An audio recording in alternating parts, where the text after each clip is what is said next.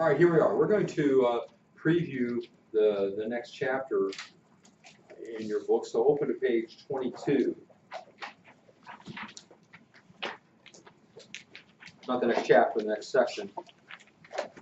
We want to preview, well, just look at some of the important words here in this section called Mesopotamia, the Restoration of Civilization. So how do we know what the important words? Or words we might not know? How do we find them? How do I know where to look? What would you do if you're looking for the important words? Did it give us a clue in the book as to what the important words might be? Or did it just leave us just hanging out there? Pardon me? Yeah, they're bold-faced. So we know those are important, right? Okay, so let's look for those. On the first column, what word do you see there? Everybody say it together. A little louder. Do you not know how to say that word? Anybody know how to say it? Louder? Polytheistic. Polytheistic. Okay, what does it mean?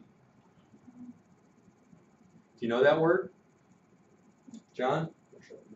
Right, poly means many, theistic means gods. So if you're polytheistic, you worship many gods. And the groups we're going to be looking at are polytheistic. Okay, got that? The next word is cuneiform. You see that in the next column? Cuneiform. Have you ever heard that word before? Maybe a couple of you have. Cuneiform is a style of writing, and we'll look more specifically at that later. But it's writing on clay tablets using wedge-shaped instruments. All right, we'll come back to that. The next page, second column, what's the word at the top?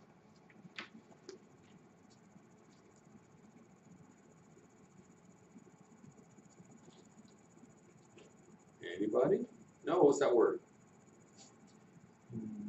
Ziggurats. Right, ziggurats. And anybody know what a ziggurat is?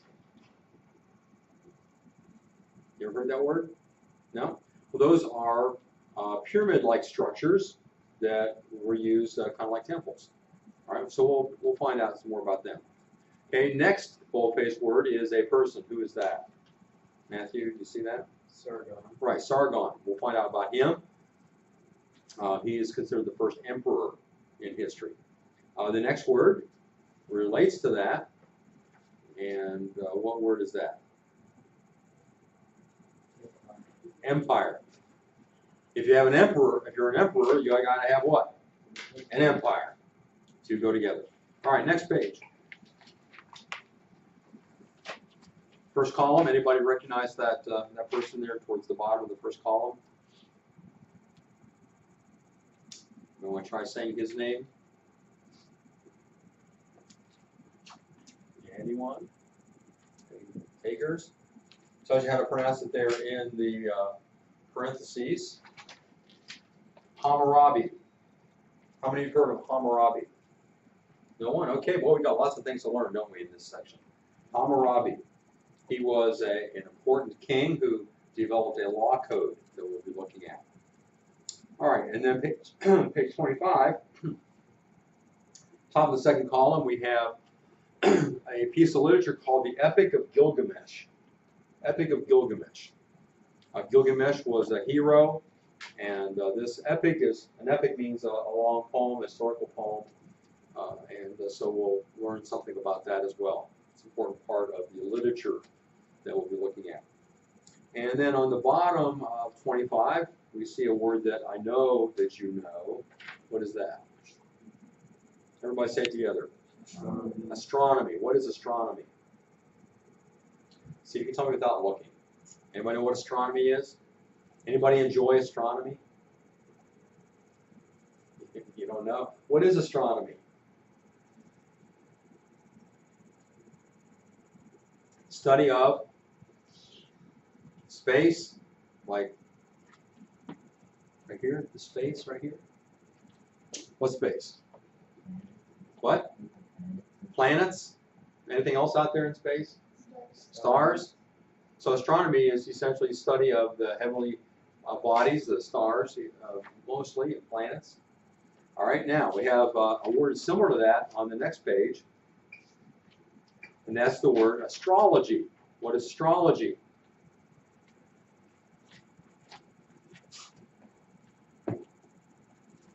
Anybody know what astrology is? You ever heard of astrology? You've heard of it, right? What is it? Study of what? What do astrologists study?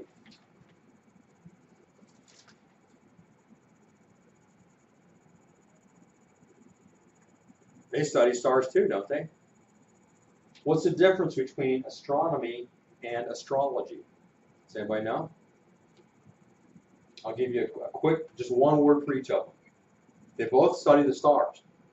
Astronomy is science.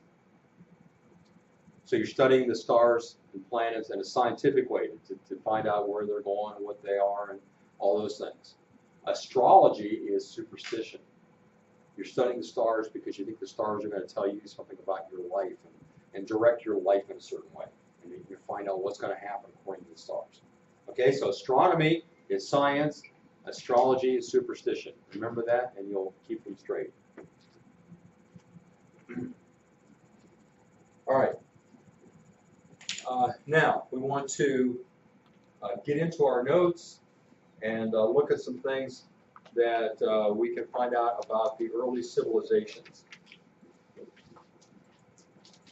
First of all, let me say this, that as we are studying ancient history, in a sense, we're also studying the church. So wait a minute, the church didn't exist in ancient history. Well, it depends on how you define church. What is a church? What would you say a church is? What's a church, John?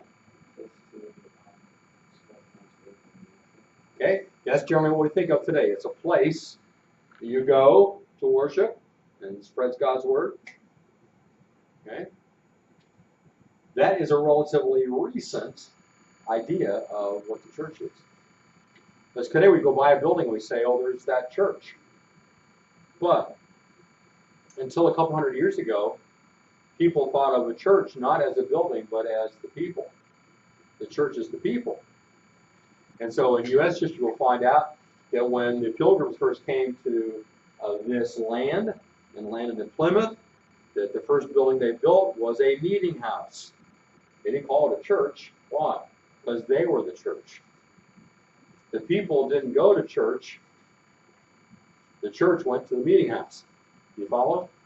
So, if we're looking at church as the people of God, we can generally say that, then there have always been people of God. And so when we think about all of history, we can say, in a way, that it's a history of the church, because it's the history of God's people throughout all the centuries. And so that's the perspective we have as we're considering this. So, one way we can look at church history or Christian history is to center it around the climactic event that has taken place in history, and that would be Christ dying on the cross and his resurrection. And so from creation until that point, all of history was looking forward to the coming of Messiah. Since then, we have reflected back on the coming of Messiah, but also anticipate the fulfillment of everything that he will do. So, all of history centers around, if you will, the cross of Christ, including the resurrection. Everything from creation on looks forward to that. Everything from the cross on looks back and also forward to the consummation, when all things will be brought to an end, to conclusion. So we look at universal history. We start out with creation, and then we have the fall. And if there's anything here that you don't understand, make sure you raise your hand. I'm assuming you know terms, and if you don't, you need to tell me. Then we have the incarnation. Are you familiar with that word? And we have the crucifixion, the resurrection, and then eventually the end of the world. We have a tree of life at both ends, which is interesting.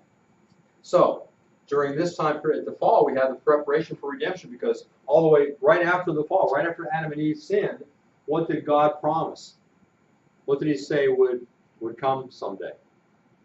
You know? In Genesis 3:15, it's called the first gospel, proto-evangelium. One day there will be the seed of the woman that would crush the head of the serpent, seed of the serpent. So even right after they sinned, God already promised them that someday there would be a Savior. And so there's that preparation for redemption. Then the purchase of redemption at the cross, and the accomplishment of redemption when we get to the end. All right, now, in our notes, we want to look at the very first civilization that comes into existence following the flood. Now, you might think, were there civilizations before the flood? What would you say to that? Were there civilizations before the flood? Probably. People were intelligent. And in fact, we'll talk about that as we go into this first civilization. The first one is in the Bible is called Shinar, but scholars call it Sumer. So you see the name Sumer here, or Shinar in the Bible, and that's down in this area of the Mesopotamian valley between the Tigris and Euphrates rivers. Now, just as perspective, you maybe know that where Israel is over here. So this is where the Tigris-Euphrates rivers runs into the Persian Gulf. All right, so that's Sumer. They have several contributions. In fact, they have quite a few contributions to civilization. The first was writing, as you can see here. Writing is a primary contribution. Now, what kind of writing was it? Well, there was cuneiform writing that I told you that I would mention again, to explain again. Cuneiform writing is what you can see here. These are clay tablets, and that's what they wrote on. And they would use a stylus, they call it a stylus, which is simply a wedge-shaped instrument that they would punch into the clay tablet. Now, I don't know if you can see it very clearly here. Maybe this one's a little better, but they were able to communicate simply by the different directions and how many of each of these things that they punched in. Now, I made one of my own just so you could see it better. And I don't think I did too bad of a job with going over to the art room and asking Mrs. Mahoney for some materials. She gave me some clay, and I found something that I could punch in to look like a stylus, and I think it came out all right. But you can pass that around and take a look. That's probably similar to what a schoolboy would have done in school. Had a stylus and punch into the clay, and originally it was meant to keep track of how many bushels of wheat somebody bought from another one, you know, things like that. But eventually they came where they were able to not only have communicate numbers, but also words and ideas through this cuneiform writing. All right, any questions about what they did and what it was and how it looked? All right, one of the other things they did with writing was simply to make a cylinder seal. So in other words, if you are an important person and you're involved in, you're a merchant, you're involved in trade, and you've got a clay tablet in which you've got all the information about what this guy bought from you or what you sold to him or whatever. It's kind of a transaction. And you want to make sure that anybody who picks that up knows that you approve. You know, it's like your stamp of approval that this is genuine. And so they developed this cylinder seal. So you can see that it's round and in such a way so that if you rolled it on a wet clay tablet, it would turn out like this. So it's like having a stamp, only you rolled it on to the tablet. You see? Everybody understand what they did? So that's pretty cool. You look at the impressions that are made there. It's pretty neat. And now on the seal, they had to, in order for them to stand out like this, you know, they had, I don't know if you ever did anything like in art like this, but they had to carve it down in so that the part that's standing out actually had to be carved down in, the opposite of what you're actually making. Okay, any questions about writing? Okay, the next contribution they made was the wheel. They were given credit for inventing the wheel, And any of you ever look at the cartoon or the comic strip BC? You ever see that? It's in the comic strip. You guys ever? How many of you get a newspaper? Okay, if you don't get a newspaper, you don't know what comic strips are, do you? Okay. I did it. Yeah.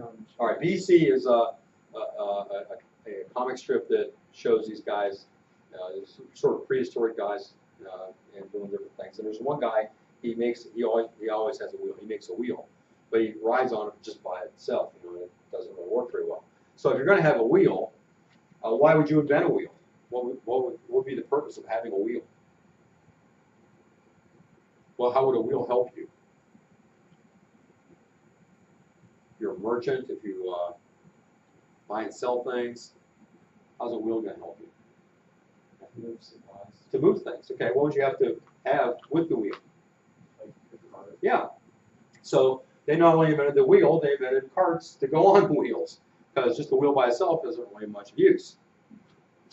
So they invented carts as well to transport things.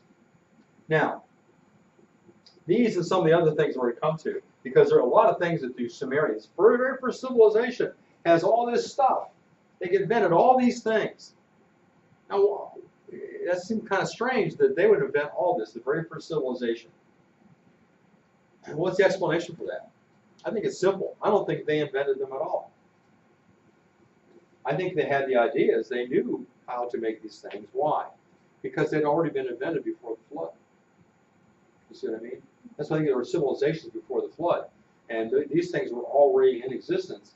And the reason why the Sumerians are given credit for inventing them is because they're the first civilization that we found all this stuff in. The people that are digging have found these things there. They didn't find them anywhere else because there wasn't anything else. There was no civilization before them. Because before them, the flood wiped out all the civilizations. So I think they already had these things in their minds of how to do them. They just did them, and that's the first place that they've been found. Okay, does that make sense? I don't think that they were just smarter than everybody else that came after them to invent these things. I think they knew them from before. All right, another thing that they are given credit for inventing is irrigation. You understand irrigation, right? They use canals and water-raising devices. These guys are pretty ingenious. They figure out ways to get water from the canals up into the fields. Irrigation. They also built dikes. You know what a dike is? You ever hear the story about the Dutch boy who put his finger in the hole in the dike? No? Anybody know what a dike is? It's a dam. It's a small dam. So they use dams to dam up the water, keep the water from going where they don't want it, and direct it where they do want it. And then thirdly, they learned how to drain marshlands. So there were areas where there was water laying. Well, it's good to have water for the plants, but if water is just laying there all the time, then you can't grow a lot of crops. And so they figured out how to get the water out of those areas. All right, so pretty ingenious people. Any questions about what they were able to do with irrigation? All right, the next contribution is in land measurement. They came up with a way of measuring land, because if you are farming, and there are different people farming, you need to know whose property belongs to whom, right? So they had to measure the land. And they used a land measurement, which they called the IQ, I-Q-U, IQ. Now, I don't know whether you can make a connection or not, but we still use a measurement of land that's based on that, which sounds similar. Can you think of what word we use for measuring land that sounds similar to IQ? It does start with an I. It has the hard Q sound. IQ is what we call acre. IQ, acre. So similar sounding. That's where we got it. It was from the Sumerian. All the way back then, we still use a measurement today called the acre. All right, and then in addition, they were organized. They developed city-states. So government, they developed government organization.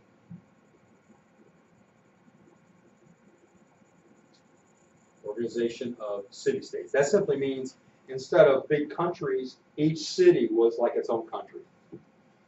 People didn't didn't think of themselves as living in a big area. They considered themselves citizens of a city, even if they lived outside of the city. They considered themselves citizens of that city. So it's a city-state rather than a nation-state.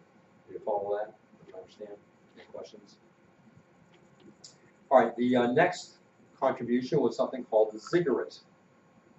It's one of the words we had in boldface, a ziggurat.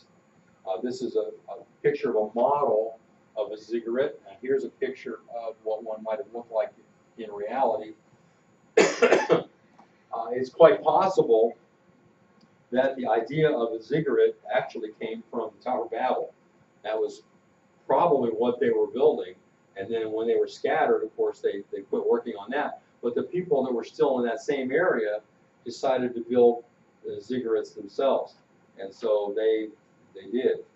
They built these ziggurats, and they seem to be meant for places of worship. Somehow, with all this going upward, there was up here at the top of every place offering sacrifice, praying to the gods, to the stars, to the moon, whatever. All right, so these were huge structures called a ziggurat. Any question about them? They also developed, they just keep going and going here, they developed a method of time based on the number 60. Does that sound familiar? Is our time based on 60? In what? In what way? What do we have that's 60 in our time? Seconds. 60 seconds in a minute, right? Anything else?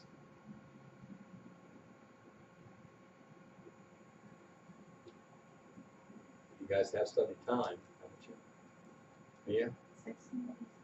60 minutes in an hour. Isn't that something that we still use, the same time division that they developed way back then? It kind of makes you think that that's the way God intended it, doesn't it? That seems to be a natural thing. Okay, so one more thing that they developed, contributed, and that is the use of large boats. This is, I think this is, I'm not sure if this is totally intact, what was found, but it looks like one that was found, dug up from ancient Sumer, or something close to that. These are boats made out of reeds. So weaving reeds together, imagine weaving them so tightly that the water can't get through. It kind of reminds me of what Moses' mother did. Remember, she weaved together for a small boat for him in the Nile. Well, these were big boats that they used for carrying cargo, and then later they added sails. So they built big boats to sail on the Tigris and Euphrates rivers to be able to trade. All right, any questions about any of the contributions?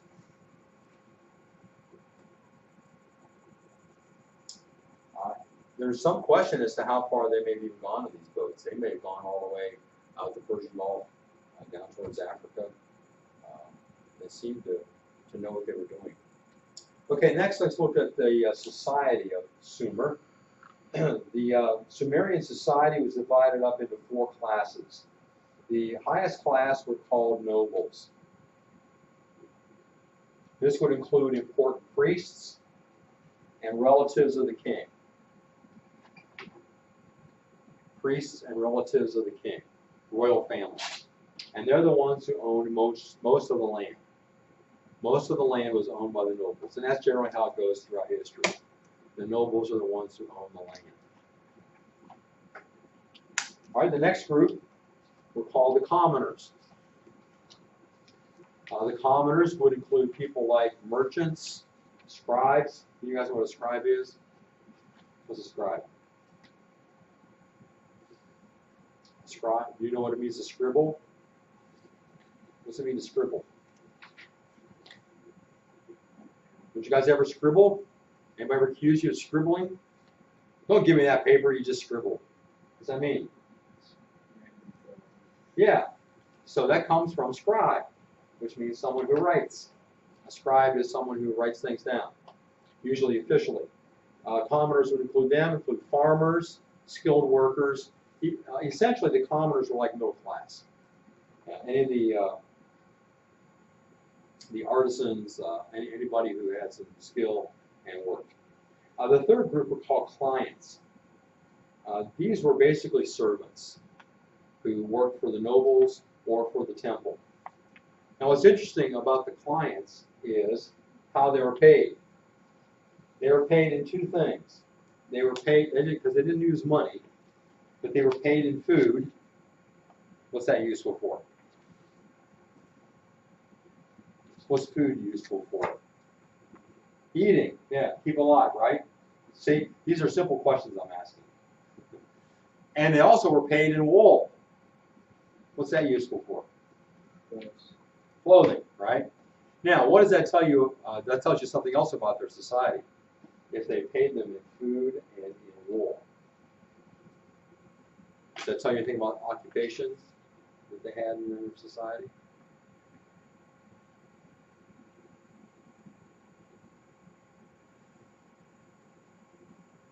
Think. No, it's not hard. What's that tell you about the occupations?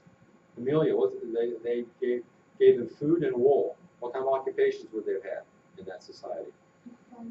Farmers and? Where do you get wool? Is it off a tree? I don't know. Shepherds. Yes. So they must have had a bunch of sheep there too, right? All right, next we come to the slaves. And this is what most of the people were in Sumerian society. And we find that through a lot of civilizations as well. Slaves make up the majority of the people. Now, how did they get to be slaves? Some of them were prisoners of war, which again is normal throughout history. If you capture people in battle, if you don't put them to death, you might as well make them slaves. Secondly, they came from punishment. Sometimes people, they didn't have jails or prisons, so if they wanted to punish somebody, they would just make them a slave.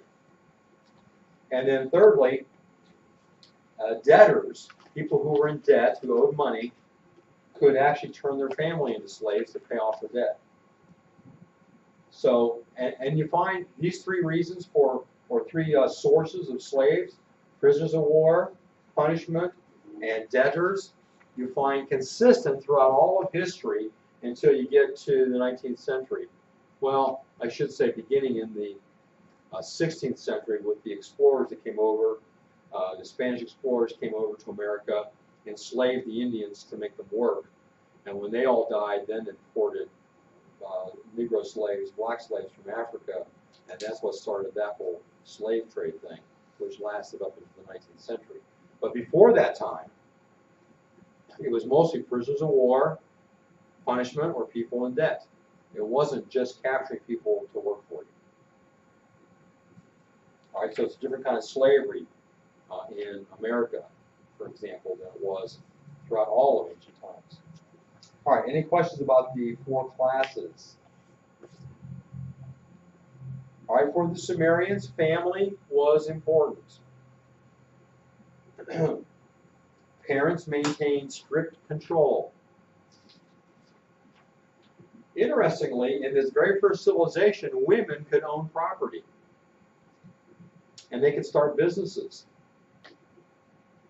Sometimes they even held important religious positions and were even chief priestesses. So women had a lot more rights back in this very first civilization than they had in many after this. All right, so we've talked about a little bit about the occupations. Let's find out what they all were. We said that there were farmers, and there were shepherds or herdsmen, if you want to include goats in there as well. Farming, they grew things like wheat, barley, vegetables, dates, and figs. Now, in addition to sheep and goats, there were also those that herded donkeys, and some that took care of oxen. What would oxen be used for? Primarily, what would you use oxen for? What do you use an ox? Do we have any farmers in here? Anybody live on a farm? You're all city folks. You use an ox to plow, to pull the plow. So you have people that would raise oxen and sell them. Some people herded donkeys. Anybody know what you'd use a donkey for? What do you think, Matthew? Like traveling and stuff. To hold stuff? Yeah, like what? What would they be pulling something? Like a cart. Yeah. Remember those wheeled carts? They weren't pulled by people, they were pulled by donkeys. Yeah, so donkeys pulled the carts. And also, if somebody wanted to ride somewhere, they wouldn't use a cart, they would use a smaller version called a chariot. So donkeys were used for that as well. All right, and then there were some skilled workers. Skilled workers would be people that made cloth from the wool. There would be people that were skilled in astronomy, studying the stars. They would be interested in that. In law, they had lawyers. In medicine, they had people that were sculptors, doing artwork. They had potters. What does a potter do? Make pottery. Why is that important? Cups, plates. Yeah, so you need something to store things in, right? Store your food in. What's interesting is that this very first civilization, you'd think that as time went on, the pottery would get better and better, but scholars say that the finest pottery in the history of Mesopotamia was at this first one in Sumer. They also had metalsmiths working with different metals to make armor, spears, swords, chariots, all those things that would come from metal. Okay, I know you're interested in education, so let's look at education. Here's a picture out of a book of the boys in school in Sumer. In order to be able to go to school, you had to be a wealthy boy. If you're poor and a boy or a girl, you don't get to have an education. And the people doing the educating, the teachers, were the priests. So it's the religious caste, religious people, men that were doing the educating. There was very strict discipline. You see this guy here in the back? And this goes on for many centuries too, up through the time of Christ. See this guy back here? What do you think his job is? He's the disciplinarian. He's watching the boys. If anybody's messing around, not paying attention, sleeping, he's got himself a nice cane, and he just gives them a good whack. How would you like that? Good. I often wish that I could do that. Once in a while, believe it or not, sometimes a student falls asleep in my class. I know it's hard to fathom, but those times I wish I could smack them one with a cane. Or I think those cattle prods, electric cattle prods, those would be good too. That would really stimulate you and wake you up. You wouldn't fall asleep. Or a bug zapper. I'd have to take their, I guess I could hit them with the racket. Yeah. Oh, I'm dreaming. It will never happen. Now, how long is our school day? And have you figured it out? You haven't figured out how long you have to be here every day? Well, do you think it seems like a long day? By the time you get to this period, it seems like a long day, right? Well, they started earlier than you. They started at sunrise. But you might say they probably got out earlier because they probably got out at lunch or something. No, they went to sunset. So as long as it was daylight, they were in school. So you should be thankful every day. Think about the Sumerian boys who had to sit there all day long. All right, we're going to talk about the religion of the Sumerians, which is quite interesting and involved. But I think rather than get partway into it, I'm going to save that for tomorrow. Instead, we could start reading the assignment for tomorrow, which is an article that's in your notes entitled Gilgamesh, Genesis, etc. Starts out with Gilgamesh and Genesis. Article that should be there in your notes. Everybody see it? You see Amelia has it. The rest of you should have it there too. All right, read and highlight. Now, what do I mean by highlight? Well, you've all used a highlighter, I assume. What do you do with the highlighter when you're reading an article? Highlight the most important thing. So you don't want to highlight everything, because then there's no point to highlighting, right? So you pick out the most important things. Maybe it's a word, maybe a sentence from time to time, but try to just pick out key words. I think would be probably the best way to proceed. And if you go for several paragraphs, a page, and haven't highlighted anything, what might that tell you? You're not looking, maybe you're not paying attention, because we've all read without really paying attention to what we're reading, right? We all do it from time to time. So take care as you're reading and highlighting. Okay, you can work until the bell rings.